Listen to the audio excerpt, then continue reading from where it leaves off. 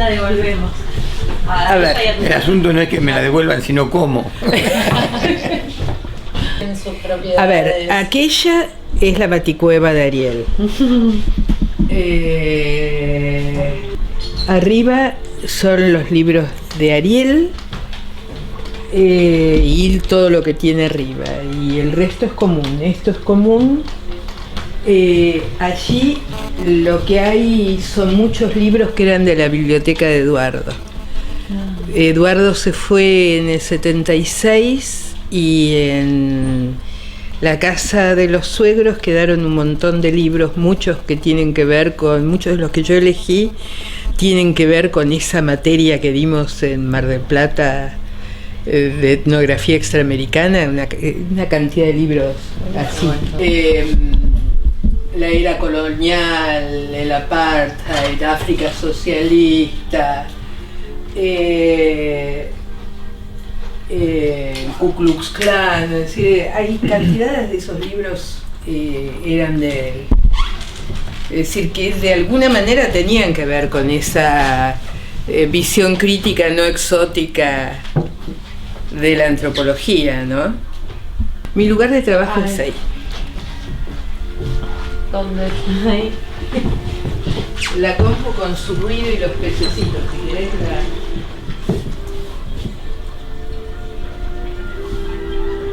¿Ves? Ahí está Mercedes. La pregunta social sobre el futuro. Ahí está ahí Mercedes, adelante. Mira vos. Bien. Bueno, me tiene en consideración bastante. Sí, la primera ahí.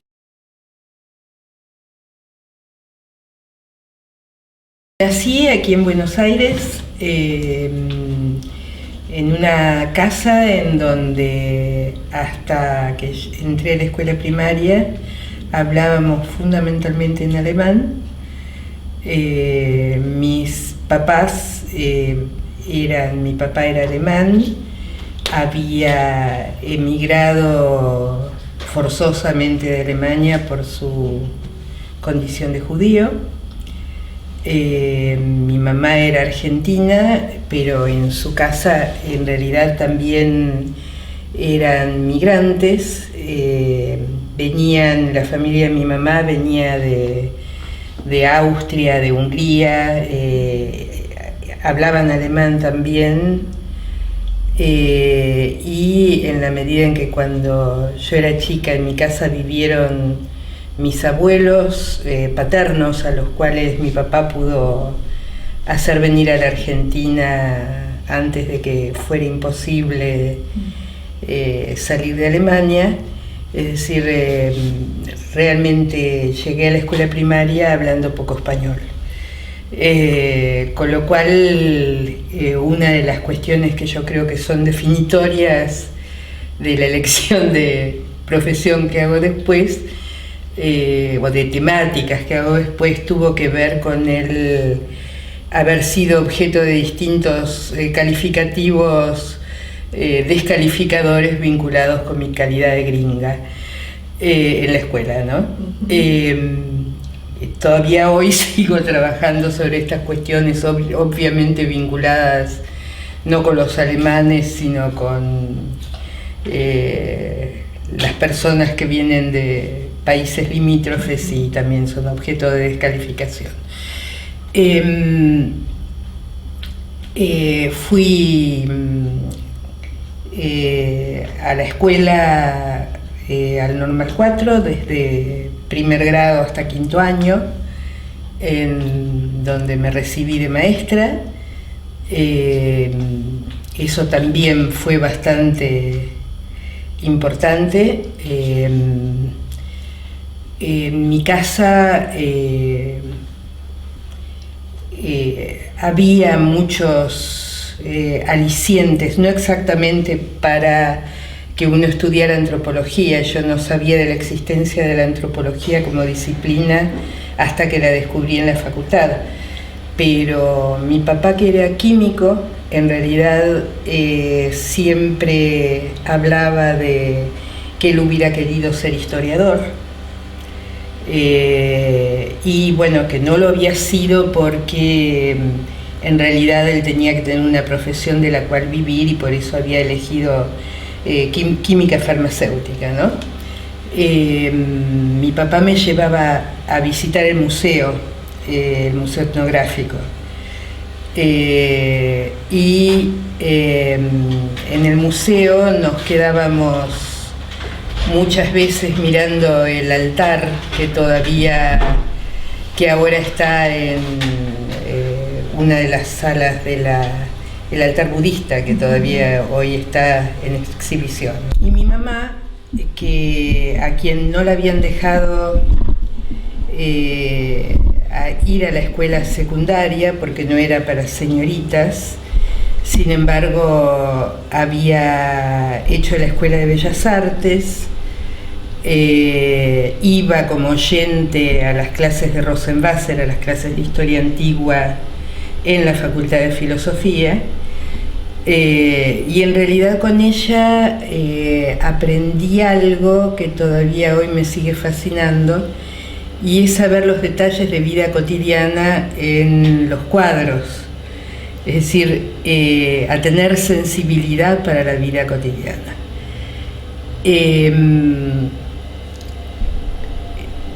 Hubo otras cosas importantes, es decir, estoy pensando, es decir, uno puede hablar de su infancia en muchas sintonías. Es decir, estoy tratando de pensar en sintonía con lo que supuestamente nos convoca aquí, ¿no? Hubo otras cuestiones importantes. Tuve una profesora de historia en tercer año que decía que no nos teníamos que creer lo que decían los textos. Y entonces me enseñó de la existencia de la Biblioteca Nacional, y que uno en la Biblioteca Nacional podía encontrar los periódicos de época. Es decir, en tercer año se estudiaba historia argentina, entonces ahí descubrí que podía acceder, qué sé yo, a la Gaceta del Río de la Plata, ya no me acuerdo bien cómo se llamaba, y aprendí a pedir periódicos, a pedir documentos en una biblioteca. Eso fue muy importante. Cuando terminé quinto año ya tenía novio. Mi novio era Ariel, que es mi actual pareja. Él me rescató de varias cosas, por ejemplo, de la tontería de ser la mejor alumna. Yo era abanderada hasta que lo conocí. Eso también fue muy bueno. Lo problemático de Ariel es que Ariel estudiaba teología en esa época. Era estudiante de teología y luego fue pastor de la iglesia metodista. Yo nunca dejé de ser atea. Nos caminamos toda la ciudad de Buenos Aires discutiendo.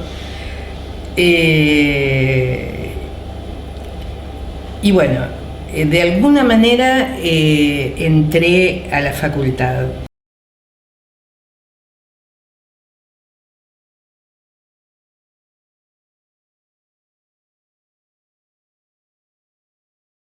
En los comienzos de la facultad me resultó muy importante el cursar Historia Social General. La dictaba José Luis Romero, que era un extraordinario profesor. Compartí con mi papá los libros que yo iba utilizando.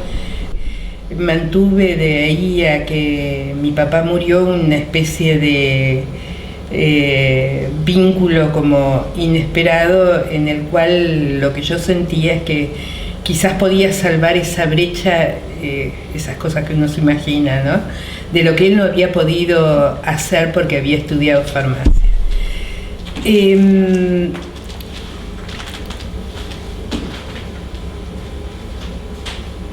En ese primer año curso como materia optativa Introducción a la Antropología. Esto fue decisivo porque al mismo tiempo yo había empezado a explorar las materias de la carrera que había elegido. Había elegido Historia. Comencé a cursar Antiguo Oriente, había que memorizar, no me gustó nada. Dejé de cursarla, exploré Historia Clásica 2, que correspondía a Grecia y Roma. También había que poder dar cuenta de las batallas. No era esa la promesa de historia social y no era lo que me interesaba. Y entonces, en ese momento de decepción, aparece Introducción a la Antropología, que en realidad estaba bastante mal dictada también. Es decir, si uno mira retrospectivamente, yo no sé exactamente es decir, sí recuerdo con qué me enganché, pero no sé si eso se decía en el contexto de las clases. Es decir, me enganché con algo que decía Enrique Palavecino, que era uno de los docentes, que citaba a Oscar Luis, que decía que la antropología debía ser la voz de los sin voz, la voz de los subalternos. Es decir, obviamente no usaba la palabra subalternos, es la palabra que estoy poniendo yo ahora y el código en el cual yo lo decodificaba. Y entonces decidí entrar a antropología. Esto fue un tema en mi familia. Y en este momento me refiero no a mi familia, sino no a mi familia estricta, sino a mi familia ampliada, especialmente a lo que existía de ella, que era mi familia materna. No conté hasta ahora un pequeño detalle de mi vida, y es que mi abuelo materno había creado una editorial que producía textos que durante unas cuantas décadas hegemonizó junto con otra más, que era Estrada, la producción de libros de lectura. Y esto hacía que estas dos editoriales, Estrada por un lado, Capeluz por el otro, tuvieran algo así como tanta llegada a los distintos lugares de la Argentina como lo tenía la escuela. La editorial estaba en la misma cuadra del Museo Etnográfico, con lo cual había una situación de proximidad no siempre agradable para una joven entre el lugar en donde estaba atrincherada su familia y el lugar de la libertad, entre comillas, ¿no? Que es el de la universidad. Ya mi familia materna se había expresado negativamente acerca de mis sucesivas elecciones profesionales. Mi lugar en esa empresa familiar debería ser, yo era en edades de los nietos la segunda. Mi abuelo, el creador de la editorial, había muerto cuando yo era chica. La editorial estaba en manos de uno de mis tíos, y él opinaba que lo que yo debería haber hecho era estudiar ciencias económicas. En realidad, visto retrospectivamente, no le faltaba razón, porque en la época de la hiperinflación del 89 la editorial quebró. Si hubiera habido ahí alguien capaz de sumar 2 más 2, quizás no lo hubiera hecho. Es decir, yo creo más en las razones estructurales que empujan los destinos así más particulares, ¿no? Pero bueno, yo no estudié ciencias económicas. No me quedé en historia, seguí camino a antropología. Entré en el año 58 a la facultad, en el año 59 estaba en antropología. Ese segundo año, cuando entré a la carrera de antropología, lo sentí como una especie de revelaciones sucesivas, ¿no? La otra tuvo que ver con la militancia estudiantil. Es decir, en el museo pasaban muchas cosas, cosas que tenían que ver con el afecto, con el compañerismo, con las malas materias. Las materias de antropología eran muy malas, se salvaba lo que dictaba Bórmida y las demás eran penosas. Había que de alguna manera buscar aire fuera de ahí. Muchos de nosotros buscamos aire en la facultad, en las posibilidades formales y no formales que había de cursada. Estaba sociología y psicología en la facultad y se podían cursar optativas, así que yo hice psicologías junto con Ariel, que a todo esto estaba estudiando psicología. Hice psicologías junto con Ariel y hice muchas sociologías, hice muchas más materias de las que rendí, pero terminé de cursarlas. Luego muchas no las rendí, pero me abrieron la cabeza.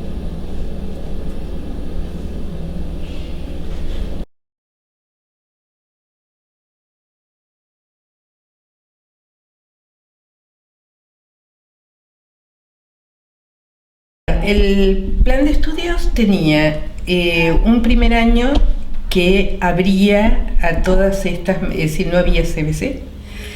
El primer año abría a una cantidad de materias, muchas de las cuales se estaban dictando por primera vez en la facultad. Y estas materias sí eran muy buenas, es decir, introducción a la filosofía, introducción a la literatura, introducción a la historia.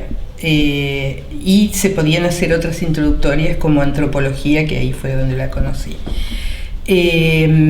Había muchas materias de arqueología muy mal dictadas, es decir, dictadas en términos clásicos, aquello de lo cual yo había escapado de la carrera de historia se reproducía en antropología, en Menguín. Dictaba Prehistoria del Viejo Mundo, que aprendí cuidadosamente de memoria. Hasta hace unos años todavía me acordaba de los yacimientos de Asia Menor de memoria. Digo, por suerte lo olvidé porque ocupa lugar quizás. Todo eso estaba muy mal dictado. Había una antropología física que dictaba Bórmida, que era prolija como las cosas que hacía él. Había una etnología general que dictaba él, que era una muy buena materia, era la buena materia.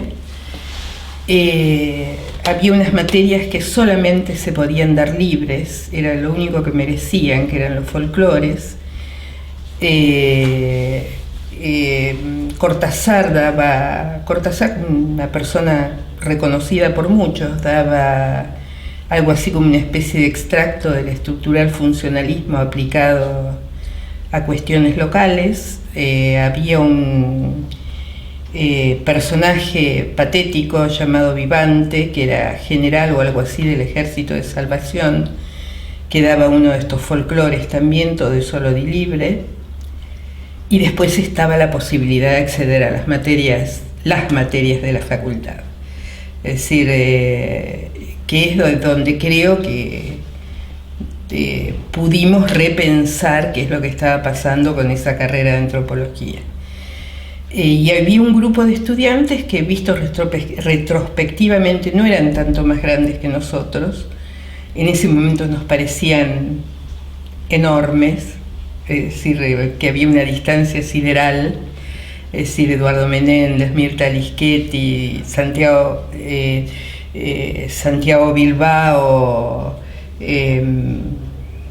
Blas Alberti, que habían iniciado, es decir, la lucha por la transformación de la carrera, por la transformación del plan de estudios, ¿no?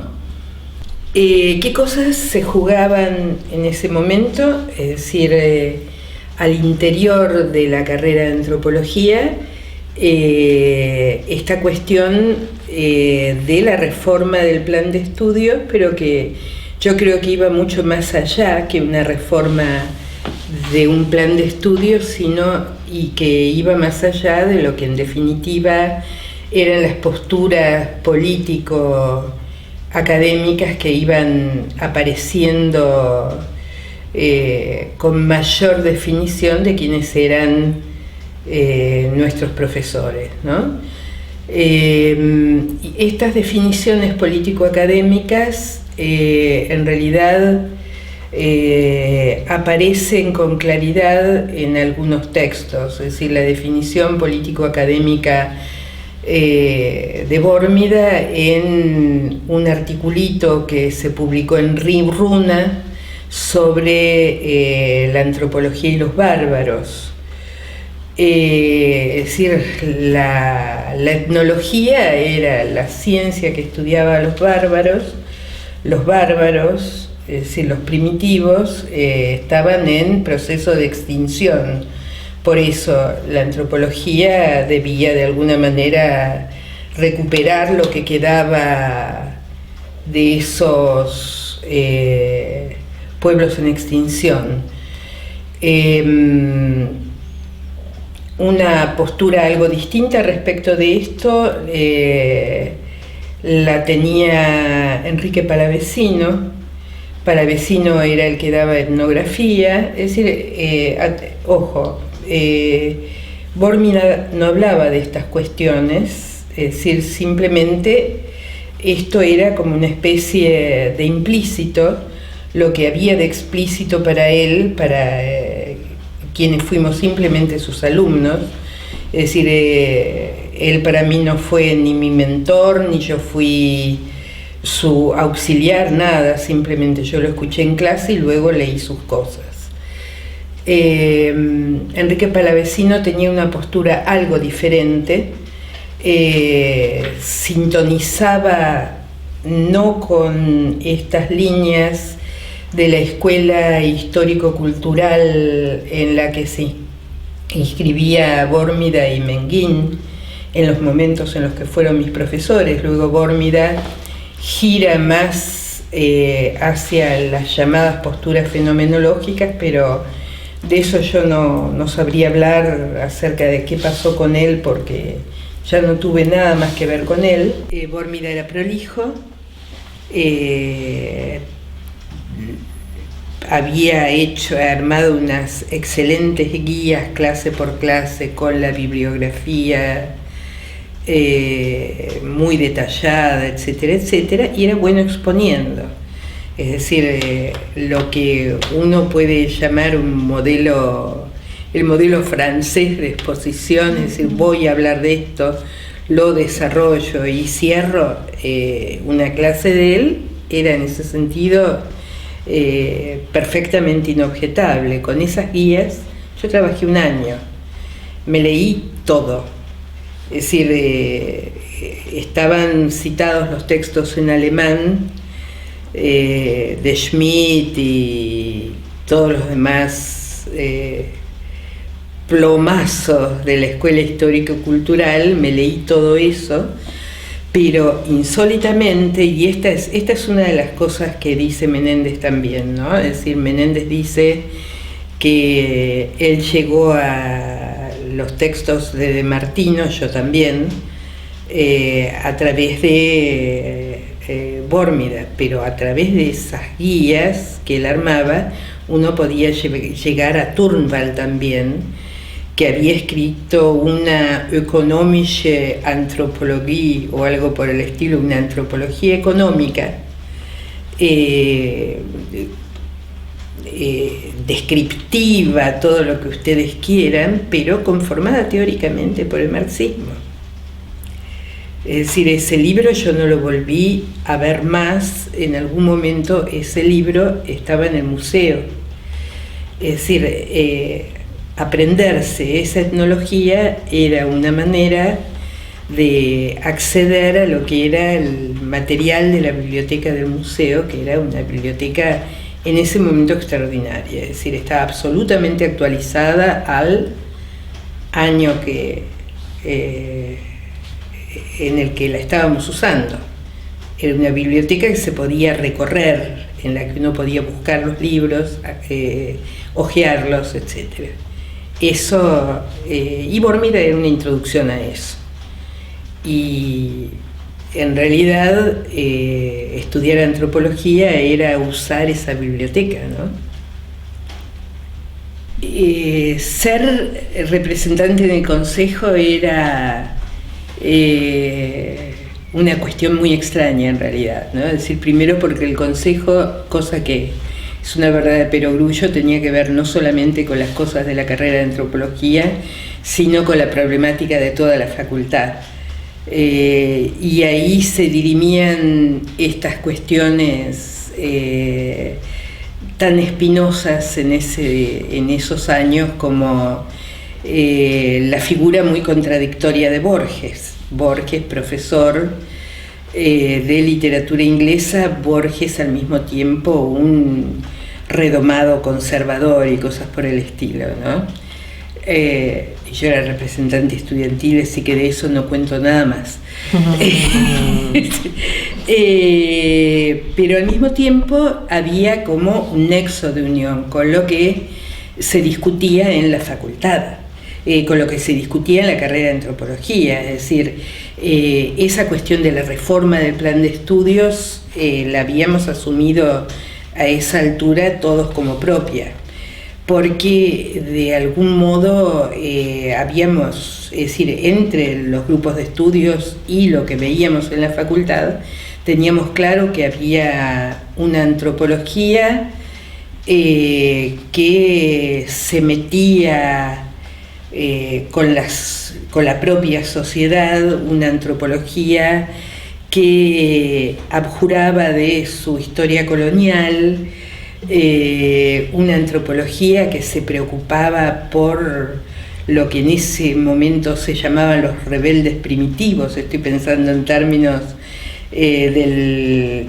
texto de Hobsbawm, el título del libro de Hobsbawm, ¿no? Es decir, que había cuestiones que no estábamos viendo, es decir, que tenían que ver con rebeldes primitivos, con las posibilidades de rebelión, ya sea en lo imaginario, ya sea los movimientos milenaristas, etcétera, etcétera, de los pueblos sojuzgados por la expansión colonial, ¿no? Al mismo tiempo, para mí había algunos anclajes muy personales con las cosas que veníamos discutiendo, y es que cuál fue el posicionamiento político de Menguín, de Bórmida, lo descubrí después, pero no así cuáles eran los vínculos con su pasado de Menguín, porque al principio yo era una señorita interesante que sabía alemán, que podía traducir alemán y que era estudiante de la carrera. Y entonces Menguín entabló conmigo una cierta relación que tenía que ver con esto, es decir, yo traduje con ayuda de mi viejo un texto de él que se llamó en español Los sambaquís del Brasil sudoriental. Cuando fue a pagarme la traducción, era uno de mis primeros trabajos, mi primer trabajo pago como antropólogo, como estudiante de antropología. Me lo iba a pagar con un cheque, y entonces nunca me voy a olvidar, en el pasillo del museo me pregunta por mi apellido, supuestamente para escribir bien el cheque, y entonces me dice Neufeld con DT. Digo, no, Neufeld con D. Ah, es judío, me dice. Lo cual a mí me dio vuelta la cabeza, porque en realidad yo recién venía descubriendo en mi casa algo que en mi casa estaba muy, muy tapado, y era la tremenda historia del pertenecer a una familia de apellido judío no practicante, que había salido con suerte de Alemania, cosa que no había sido igualmente posible para todo el resto de la familia. Con lo cual, a partir de ahí, fui situándome en quién era él y en quién era yo. Donde se junta mi historia personal, es decir, el asumir quién era yo y quién era Bórmida, con la participación en el consejo directivo, fue en un trabajo que emprendió Daniel Open y al cual me convocó y del cual yo me prendí con toda mi polenta juvenil de ese momento, y fue reconstruir quién era Menguín. Daniel Open tenía la posibilidad en ese momento de acceder a la documentación que había en la DAIA, la Dirección de Asociaciones Israelitas en la Argentina, y de ahí obtuvo una serie de revistas en las cuales escribía Menguín en los 30. Esas revistas esas páginas de revistas llegaron a mis manos en unas fotocopias que se sacaban en esa época, eran las primeras fotocopias. Las tuve hace unos años como recuerdo, pero en realidad en lo que se había convertido el recuerdo era en un borde como quemado de material fotográfico quemado, y las letras iban desapareciendo con el tiempo. Bueno, esas eran las tremendas cosas que escribía Menguín como arqueólogo, que supuestamente tenían que contribuir a situar a Alemania, es decir, situar el lugar de los arios, fundamentar la preeminencia de los arios en el dominio de Europa. Pero además lo otro que descubrimos ahí es que Menguín había sido ministro de Educación de Austria en el momento del nazismo, en el momento en que Austria es anexada a Alemania. Eso se llamó Anschluss, anexión, y tuvo el honor de firmar no el diploma de Freud, sino de firmar la expulsión de Sigmund Freud de la Universidad de Viena, ¿no? Este era nuestro profesor de prehistoria, ¿no? En realidad, ahí voy descubriendo también quién era Bórmida. Yo di libre una materia porque había viajado con mis viejos a Europa y me perdí de cursar antropología social con Reina, y entonces la preparé libre con los que la iban a rendir regular, Mirta Lischetti y Mario Califano, que fue luego mano derecha de Bórmida.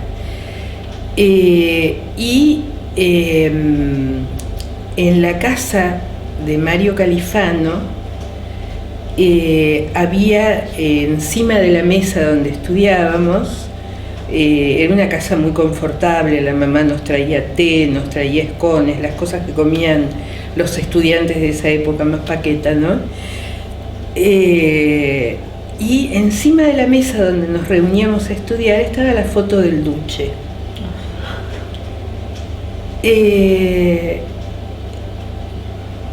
Y entonces, una vez con toda la ingenuidad, yo pregunté, digo, ¿ese es Mussolini?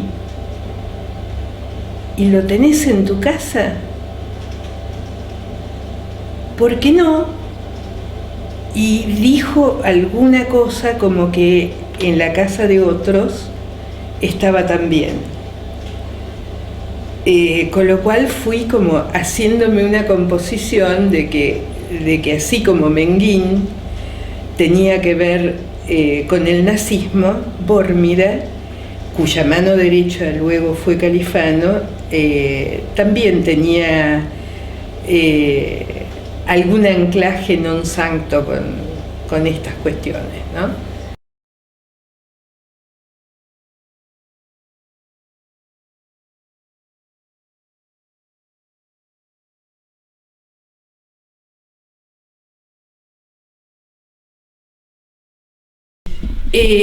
A ver, hubo algunos intervalos abruptos. El trabajo, es decir, sucedió el año 66, ahí yo todavía no me había recibido, era ayudante concursada, era ayudante alumna. El trabajo que hicimos con Daniel Open para documentar quién era Menguín, y expulsarlo de la universidad quedó en nada, porque Bórmida se ocupó de que no avanzara en el consejo directivo, en el que él también tenía alguna participación, si no recuerdo mal, y llegó la noche de los bastones largos, y se terminó, por supuesto, la democracia representativa en la universidad. Yo no volví a la facultad hasta el año 73. Es decir, sí me recibí, seguí cursando materias de más, porque los profesores con los que yo había cursado las últimas materias, que eran materias de sociología,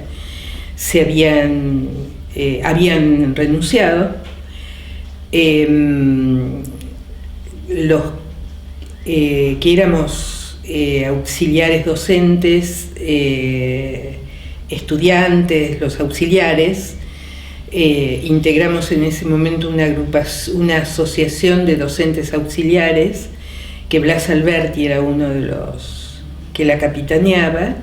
Decidimos no renunciar y decidimos no reemplazar a los docentes que habían renunciado. Con lo cual entrábamos nos convocaron a reemplazarlos. Después de eso vino un interregno, por llamarlo de alguna manera, complicado y creativo, entre el 67, que me recibí, y el 69, que fuimos a Mar del Plata. Cuando nos daban el título, lo recibíamos, pero nos dábamos vuelta de un taconazo y tratábamos de dejarlo al decano con la mano tendida. Después de un par de insurrectos, el decano prolijamente tenía su manito al costado. Yo fui una de las primeras que tuvo el gusto de dejarlo con la mano ahí. Eran los pequeños placeres de la época. En ese momento hicimos cosas que recuerdo borrosamente, pero como con intensidad de cosas fundacionales para mí. Eduardo Menéndez y otros que venían del campo de la sociología se reunían y nos convocaron a un lugar que era de un grupo de arquitectos que se llamaba Centro del Hábitat. Allí una de las cosas que hicimos, ahí estaba Mirta también y varios otros, era trabajar sobre esto que sabíamos que estaba sucediendo, que era la penetración norteamericana en las ciencias sociales. Es la época del Plan Camelot. Recuerdo que trabajamos en algún intento de documentación de esto. Después de eso, y bueno, y ahí también había grupos de estudio. Es decir, estamos en el 67 al 69. Después del triunfo, no habían hecho todavía 10 años de la Revolución Cubana. Es un momento de enorme importancia política en América Latina. El modelo de la guerrilla prende en montones de lados. Prende en Perú, prende en la Argentina, muy débilmente, pero prende de manera tal que sacude a la carrera de antropología a través de la participación de algunos compañeros nuestros de la guerrilla de Salta. ¿Cómo se llama? Y bueno, frente a esto, hay dos cuestiones que suceden, que ambas competen a las ciencias sociales. Por un lado, la Alianza para el Progreso, que es un plan dirigido a los lugares en los cuales la guerrilla, en la que los movimientos armados están empezando a surgir. Son proyectos de apoyo a las poblaciones rurales para su transformación, etcétera, etcétera, para su modernización con el modelo de ese momento, es decir, del desarrollo de lo rural a lo urbano. En eso trabajan antropólogos norteamericanos, identificando cuáles son los obstáculos al cambio. Pero por otro lado está esto que afecta más puntualmente a las ciencias sociales, como el Camelot, que era una especie de fantasma precomputadoras que sobrevolaba nuestras cabezas de esa época, porque el fantasma era: todo lo que produzcas eventualmente va a ser recuperado y utilizado por los Estados Unidos en su expansión colonial, por llamarlo de alguna manera.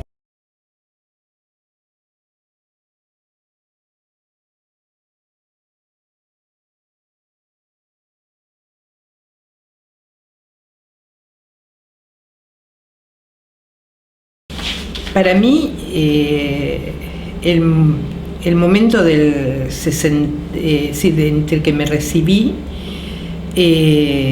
y que volví, que tuve algún trabajo en antropología, fue como uno de esos momentos muy importantes, ¿no?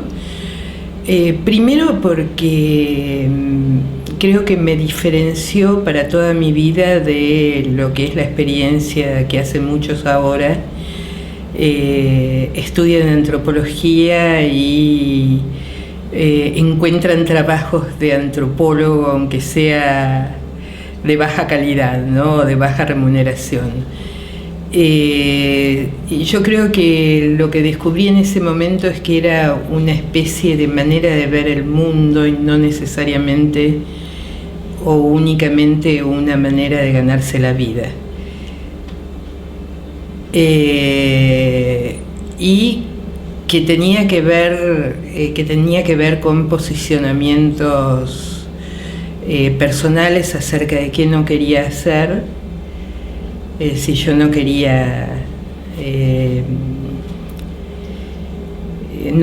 tener que ser obediente. Es decir, una de las cuestiones que hay que acordarse, el 69 es el año del Cordobazo también, ¿no? Es decir, creo que esto para mí fue lo creativo, es decir, el darme cuenta de que había cosas de la antropología que me interesaban y que me interesaban en tanto me permitían pensar críticamente muchas cosas acerca de mi lugar en la sociedad. Después le encontré palabras que no son mías, sino cosa extraña de Elsie Rockwell, ¿no?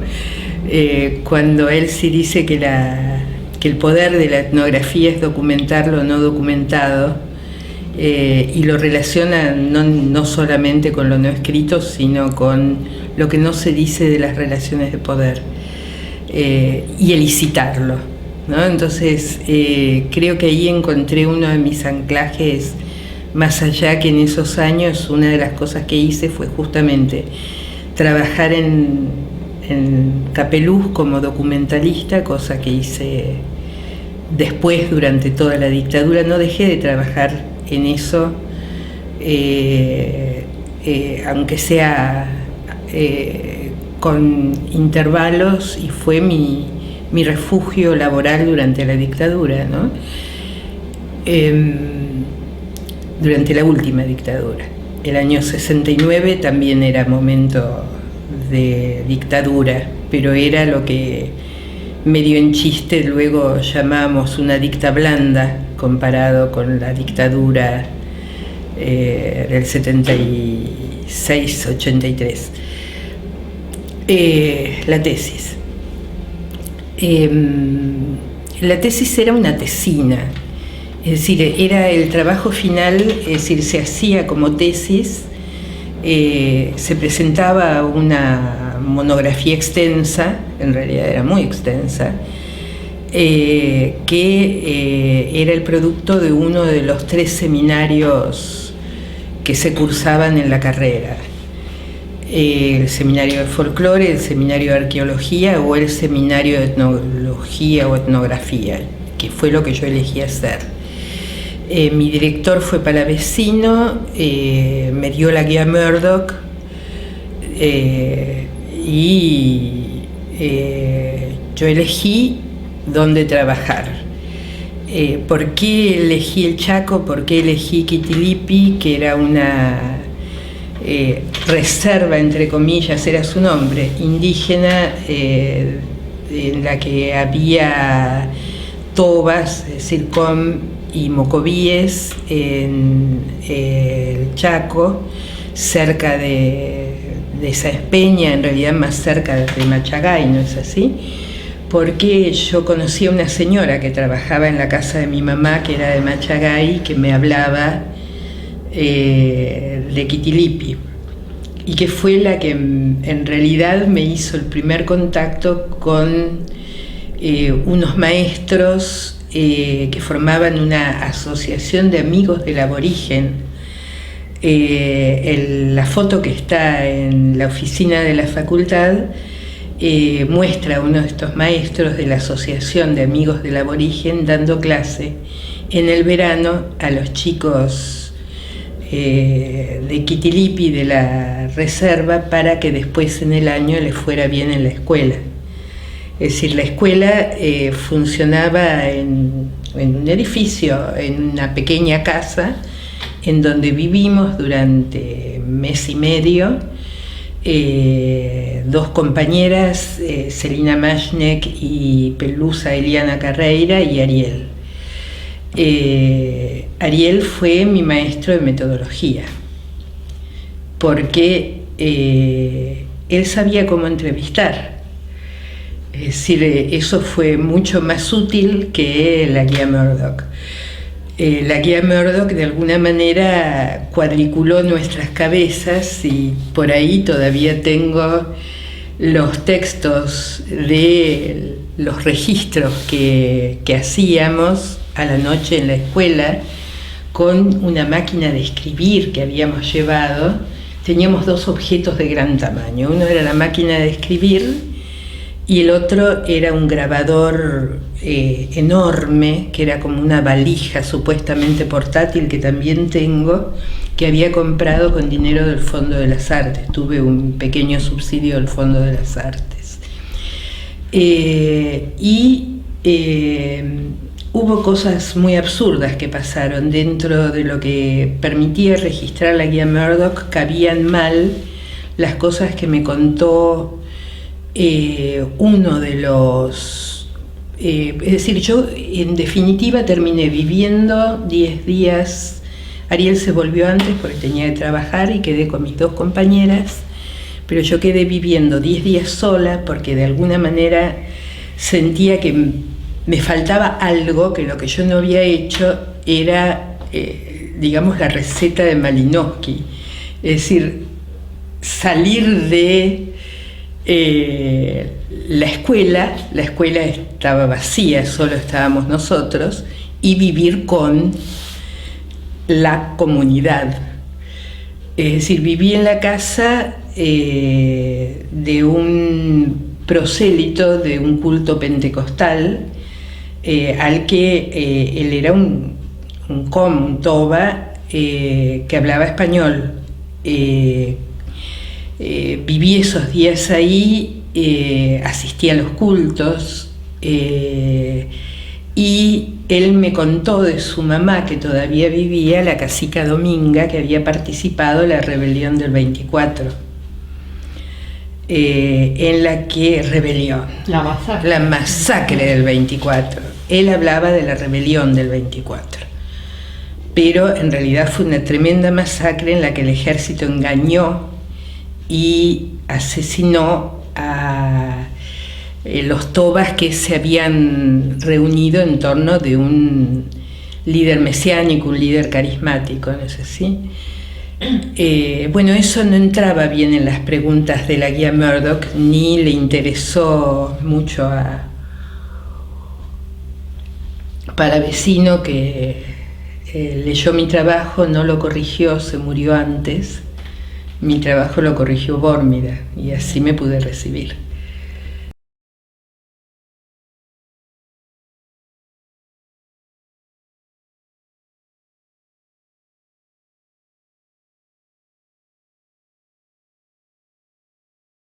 Yo trabajé en Mar del Plata con Menéndez, fui jefa de departamento, lo cual es el equivalente de ser secretaria del departamento. En esos días hicimos muchas cosas en Mar del Plata. Yo escribí el primer artículo que escribí en mi vida sobre movimientos campesinos. Ese era el tema que me interesó entre el 69 y el 74, 75. Tenía fichado el mundo y sus alrededores y mi idea era hacer trabajo de campo con Hugo Blanco en Perú y cosas por el estilo. Es decir, eso era lo que circulaba por mi cabeza, al margen de lo poco práctico. Participábamos en Mar del Plata de una serie de cuestiones complicadas, como eran el hecho de la proletarización de nuestros estudiantes, es decir, nuestra participación política por un lado, pero la participación política de ellos que sucedía en la industria del pescado o en las canteras de Batán, ¿no? ¿Y en Mar del Plata estuviste cuánto tiempo? Y estuvimos desde el 69 al 74.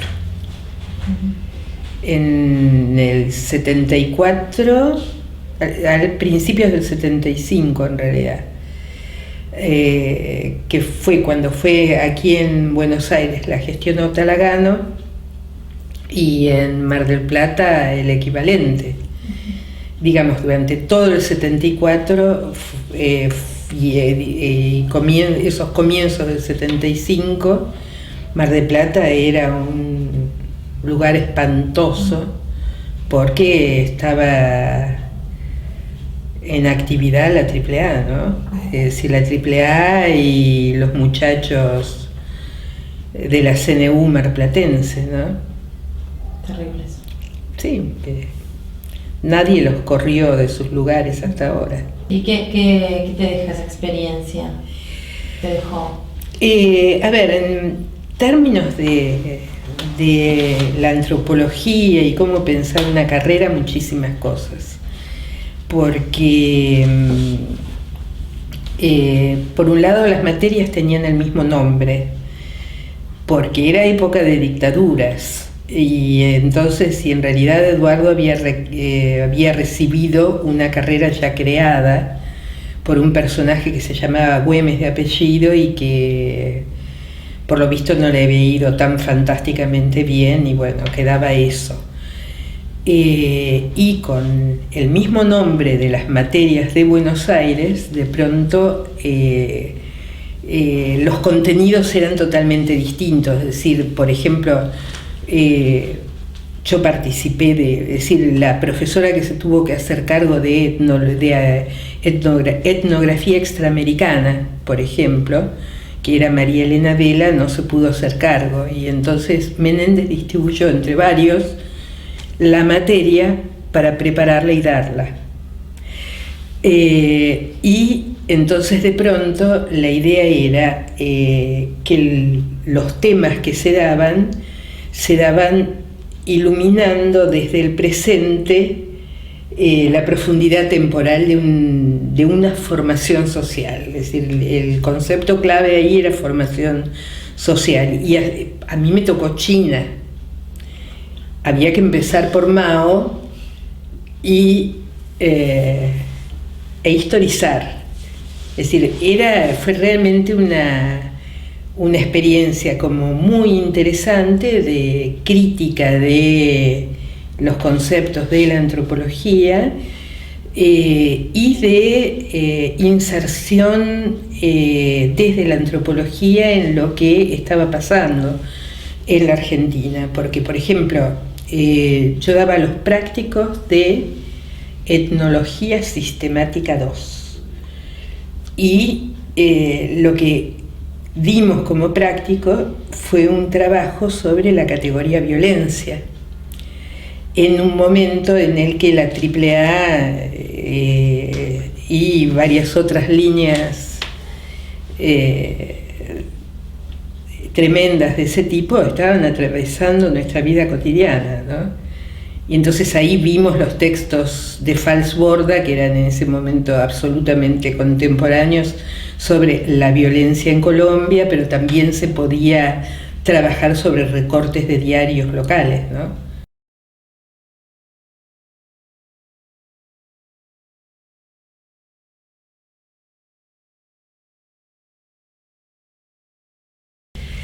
Durante los últimos años de la dictadura reaparece la Flaxo en Buenos Aires. ¿Por qué digo reaparece? Yo me había inscrito para hacer la maestría en la Flaxo en el año 75. Me habían aceptado como alumna. En el año 76, cuando se instala la dictadura, la Flaxo cierra. Cierra por lo menos su posgrado. En el año 82, todavía en la dictadura, recibo una cartita en la que me dicen que reabren, es decir, Malvinas, digamos, el avivamiento de una serie de cosas. Para mí era como salir de abajo de las piedras, porque yo venía trabajando en Capeluz, haciendo traducciones del alemán, esas cosas, nunca más un contacto con nadie, es decir, un nivel de aislamiento pero muy terrible, salvo con los compañeros que estaban afuera, es decir, con Eduardo, con Mirta, sí, pero acá un aislamiento total. Entonces me intereso y comienzo la Flaxo. Y había un año en común en el cual había que elegir tutor. Mi tutor fue Rodríguez Bustamante. Para mí eso fue muy importante, porque él de alguna manera me ayudó a volver a pensar como investigadora social. Rodríguez Bustamante fue el decano de la facultad. Sí, fue un personaje muy controvertido en mi vida, fue en ese momento un personaje muy central. Es decir, yo no podía escribir una monografía. Yo escribí un tratado sobre Durkheim en ese momento absolutamente desubicado, como monografía de su seminario. En el segundo año se elegía orientación y uno podía seguir la orientación en antropología, en la que eran profesores Hermite, Herrán, Bartolomé, es decir, habían sido Herrán y Bartolomé mis compañeros, no me daba exactamente la vocación por ahí. Y también estaba la posibilidad de una especialización en educación. Yo creo que eso tenía más que ver con mis experiencias como docente y el hecho de que yo tenía una especie de lectura de pedagogía hecha en Capeluz,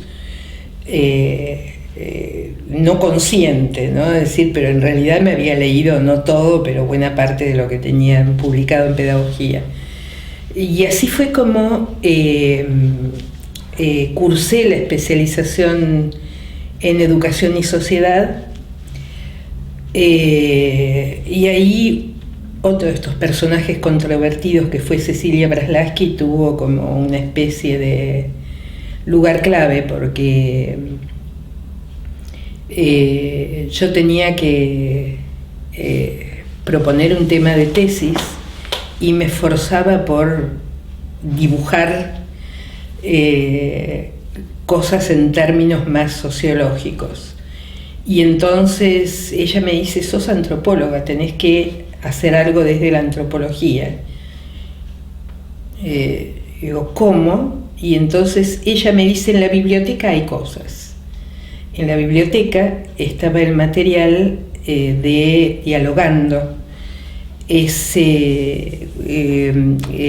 Existía en ese momento algo de lo que participaban Graciela Batallán y Elena Chili, que es la red de investigadores de la realidad educativa, que fue un grupo que armó con financiamiento de la IDERCI canadiense Elsie Rockwell desde México. Entonces reunían a investigadores, parte de los cuales vivían bajo dictaduras, como Argentina y Chile, compartían estos materiales traducidos en México y multicopiados. Si no había internet, no había. Y yo accedí primero al material en la biblioteca. Recién al año siguiente, cuando ya se le terminaba el financiamiento de la IDERCI para estar ahí, conocí a Graciela Batallán, que trabajaba en el fondo de la Flaxo, pero con la que nunca me encontré como alumna de ese posgrado. Y entonces armé mi tema de tesis sobre las estrategias educativas, la escuela en las estrategias de los habitantes de las islas del Delta, algo así. Que fue mi tema de trabajo de campo prolongado en antropología y nunca fue mi tesis de la Flaxo, porque me quedé sin director, porque a medida que esto se fue convirtiendo en más antropológico, menos le gustó a mi director. Y bueno, fue para mí la manera en que fui entrando, ¿no? Es decir, leí a Rockwell en la biblioteca de la Flaxo, hice la primera etapa de trabajo de campo sola, después fue el tema de mi primer UBASIT sola, y entre medio conocí a Graciela Batallán. A Elena ya la conocía, pero la conocía como antropóloga de Rosario, no como vinculada a una temática en particular, ¿no? Y hoy en día continúas con esa especialización. ¿Qué hizo que no te fueras de eso? A ver, porque a mí me parece que el trabajo en escuelas permite acceder de una manera privilegiada a lo que yo creo que es que es uno de los niveles de trabajo de la antropología, que es el de la vida cotidiana.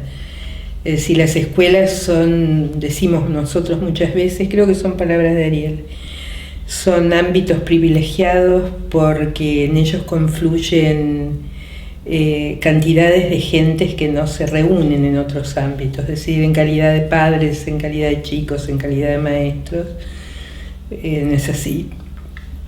Y de alguna manera son ámbitos en los cuales uno ve de qué manera se articulan múltiples niveles de nuestra sociedad. Es decir, a mí me parece que una de las cuestiones más importantes es en la medida en que las escuelas han sido la presencia del Estado. Es decir, una de las cuestiones con las que yo me enganché mucho en el Delta es el hecho de que está bien, en las escuelas se aprende poco o mucho, se enseña con mejor o peor voluntad, pero son la presencia del Estado. Y este Estado no aparece ahí como una institución monolítica, sino efectivamente como estas estas arenas políticas de disputa de sentido, y es decir, cuál es el sentido de estar ahí, es decir, que no es el mismo para todos, y además es un estado que ha ido cambiando en estos, es decir, ya sé que viví muchos años, pero de hacer antropología, por suerte tengo algo así como 30 en continuado.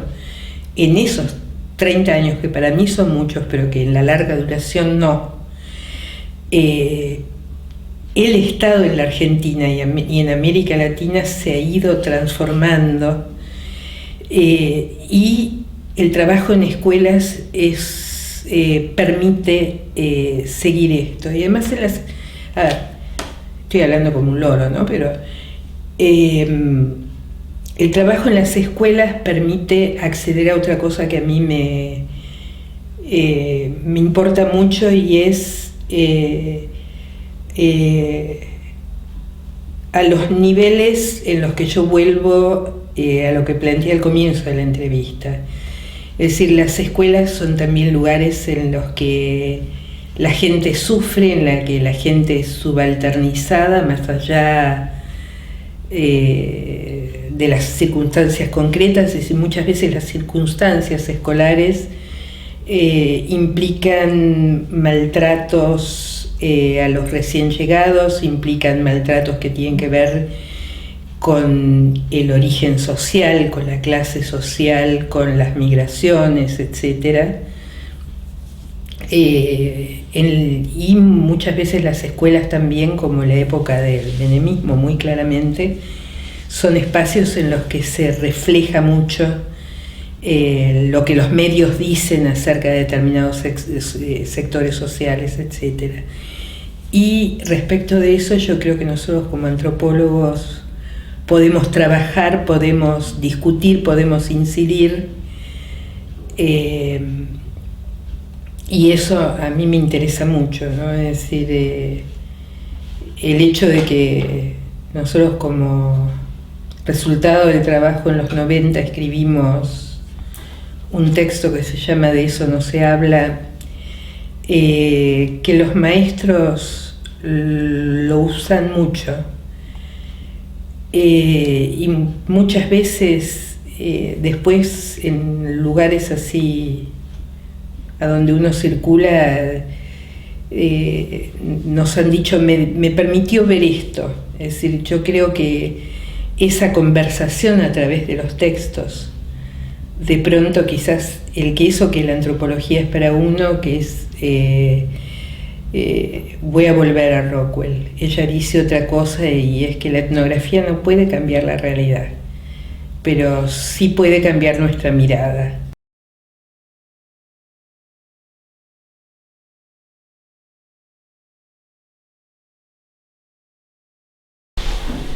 Yo hablaba antes de que empezáramos la entrevista acerca del papel que tuvo el colegio en los últimos años de la dictadura. Es decir, el colegio trabajó en la defensa de antropólogos de carne y hueso que estaban en peligro. El colegio trabajó en pos de la evitación del cierre de la carrera, y el colegio trabajó en el rediseño de la vuelta a la universidad de los que habían quedado fuera. Yo creo que hoy en día las funciones del colegio, por suerte, tienen más que ver con la vida civil y en democracia, ¿no? No tengo tan claro cuál es el papel legal que debería jugar el colegio. Realmente no lo tengo, pero sí que el colegio por lo menos tendría que tener un papel respecto de la discusión de todas estas cuestiones como más amplias, que creo que atraviesan a la antropología, cuestiones legales que tienen que ver con la propiedad de la información, con los derechos de las comunidades originarias, ¿no es así? En el caso de los que trabajan con pueblos originarios y sus antepasados y todo el resto, y respecto del accionar de todos nosotros en estas cuestiones más sutiles y quizás menos judiciables, pero que tienen que ver con el respeto por el otro, ¿no? Yo creo que hay cierta cuestión en términos internacionales que no la hay en la Argentina respecto de los cuidados respecto de la información. Yo creo que esto es como complejo y que no debería afectar solamente a los antropólogos, sino a los periodistas y qué sé yo, que entran cuchilla en mano en la vida privada de la gente, ¿no? Es decir, creo que en ese sentido, aún en sus peores momentos, los antropólogos son más respetuosos, pero al mismo tiempo creo que es tampoco que quizás si hubiera una matrícula, los antropólogos estarían más protegidos en sus posibilidades de trabajo y no en cuanto a una vigilancia.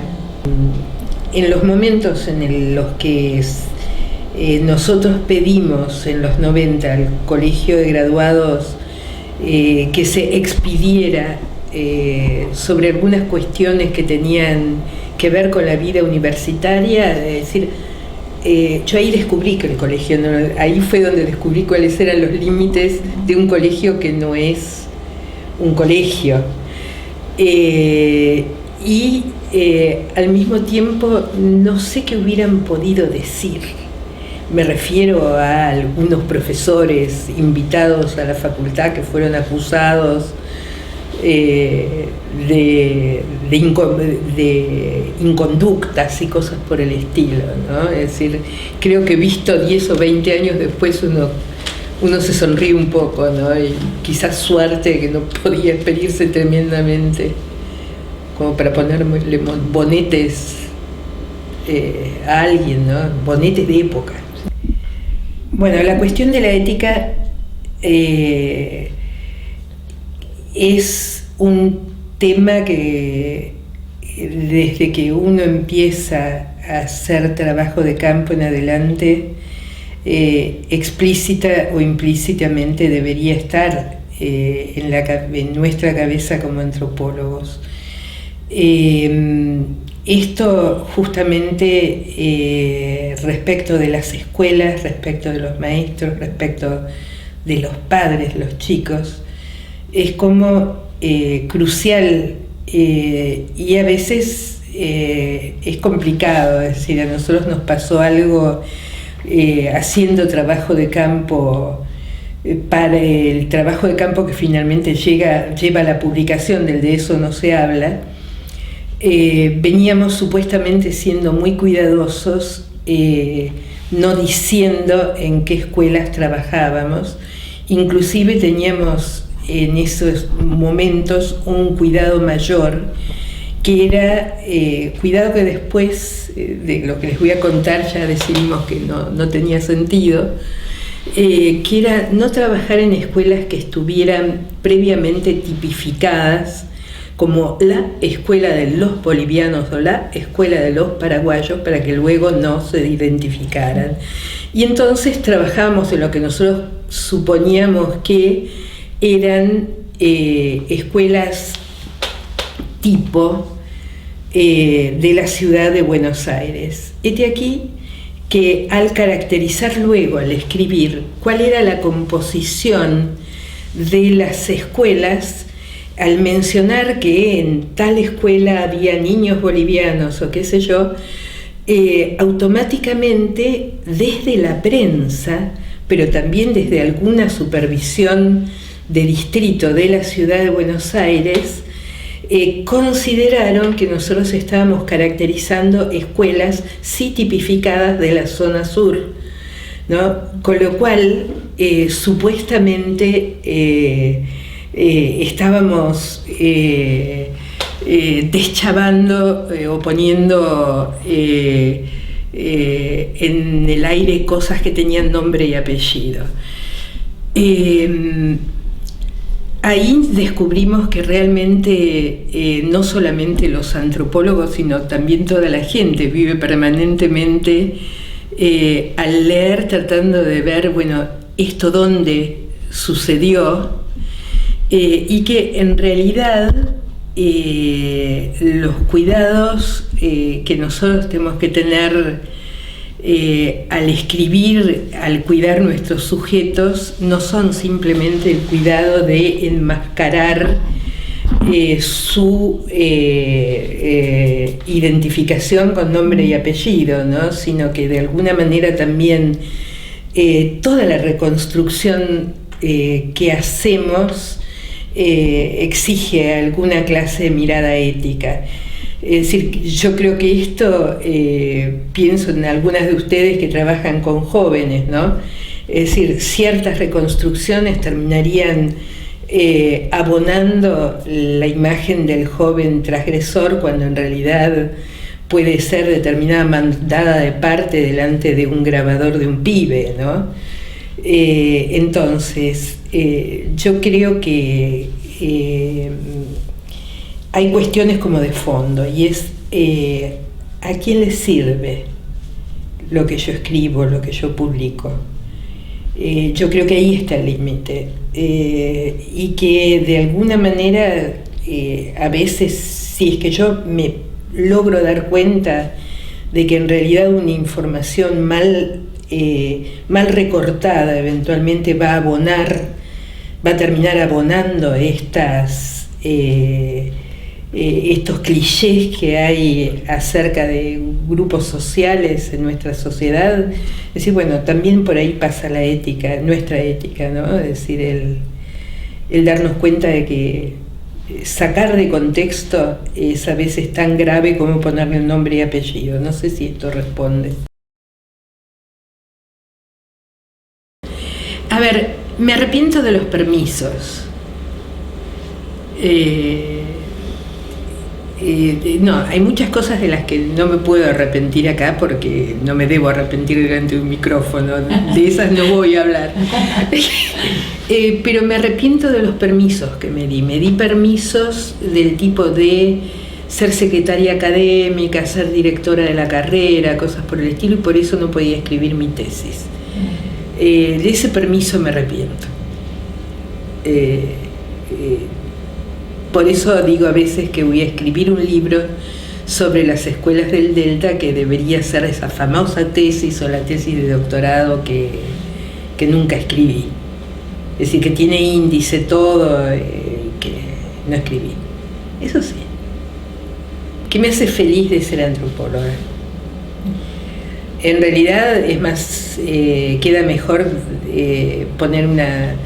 ponerse en posturas así como más melancólicas. No, la verdad que disfruté mucho trabajando estos años en la universidad. Me gustó mucho, y lo digo en tiempo pasado porque estoy haciendo mi trámite de jubilación, ¿no? Que espero que no me aleje de la facultad, pero me gustó mucho trabajar con gente joven. Sigo poniéndome muy nerviosa y temblando a veces, inclusive cuando voy a dar clase, antes de empezar a hablar, pero me gusta dar clase.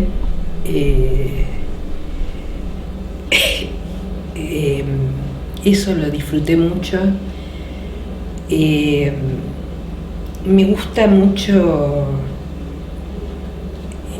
imaginar que eso que bueno, que era medio como una oportunidad tramposa que en realidad no existía, que es lo que visualizábamos cuando éramos estudiantes, es decir, que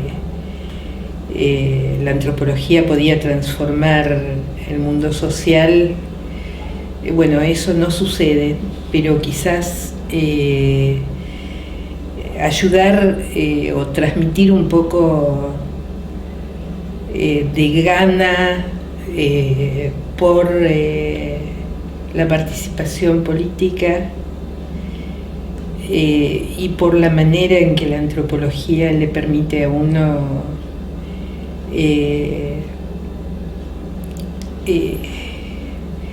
objetivar por un lado las relaciones de poder y por otro lado meterse participativamente en ellas, ¿no? Es decir, para mí el pensar los espacios políticos en los cuales hemos estado metidos todos estos años, ¿no? Es decir, el espacio de la facultad, pero también el espacio del país. El hecho de que en una materia como Sistemática 1 hayamos seguido mientras que estaban sucediendo, hayamos seguido lo que pasaba con los piquetes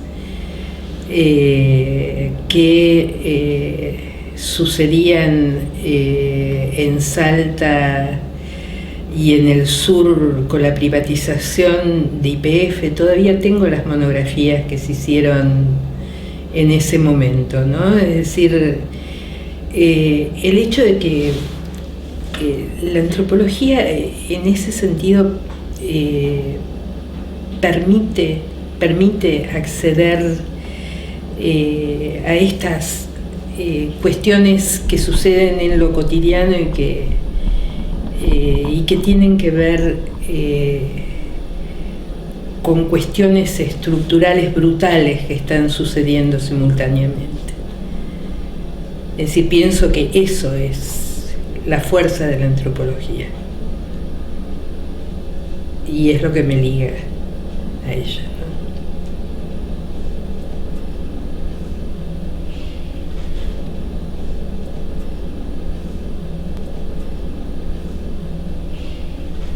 Bueno, Qué lindo cierre. muchas gracias, María Rosa. Muchas gracias. ¿Qué? Qué lindo cierre. Bueno, basta. Stop it. Se acabó. Sí.